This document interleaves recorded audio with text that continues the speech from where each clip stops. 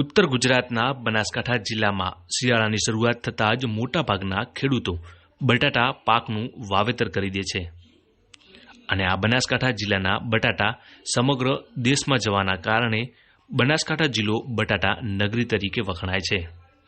ચાલુ વર્ષે પણ બનાસકાંઠા જિલ્લામાં 65,000 હેક્ટર વિસ્તારમાં બટાટાનું વાવેતર થયું છે, પરંતુ ચાલુ વર્ષે ઠંડી ઓછી પડવાના કારણે બટાટાના પાકમાં સુકારા નામનો રોગ આવ્યો છે, જેના કારણે બટાટાના પાકમાં વિકાસ થયો નથી અને બટાટાની સાઇઝ પણ બની ન હોવાના કારણે ખેડૂતો મુશ્કેલીમાં મુકાયા છે।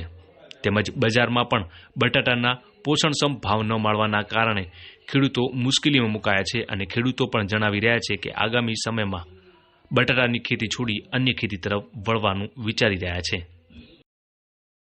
બનાસકાંઠા જિલ્લામાં શિયાળુ વાવેતર મોટા પાયે બટાકાનું વાવેતર થાય છે અને એમાંય કોન્ટ્રાક્ટ ફાર્મિંગથી આ વખતે 250 રૂપિયા કરાર કરેલા હતા, એની તરફ ખેડૂતો વધારે વળ્યા છે।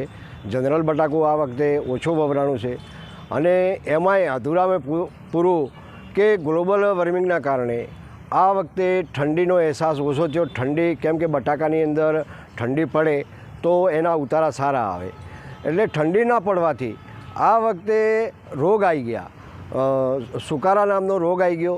સુકારા નામના રોગ આવવાથી બટાકાનો વિકાસ રૂંધાઈ ગયો અને સાઈજો બની નથી। ડબકા ઝીણ કે મોટા મોટા બટાકા જે થતા હતા એ મોટા બટાકા અત્યારે મળશે નહીં આ વખતના વર્ષમાં, કેમ કે ઠંડી પડી નહીં। ઠંડી ના પડી એટલે રોગ આવીને અમારે ખેતી કરવા જઈએ તો આ બટાકાની ખેતી બહુ મોંઘી છે, કેમ કે 40-45 વીઘાનો જો ખર્ચ ગણીએ તો 40-45 હજાર વીઘાનો ખર્ચ થાય છે। એની સામે અમને અત્યારે કોઈ પોષણક્ષમ ભાવ પણ મળતા નથી, કેમ કે માર્કેટમાં લઈને જઈએ તો એ ભાવ મળતા નથી।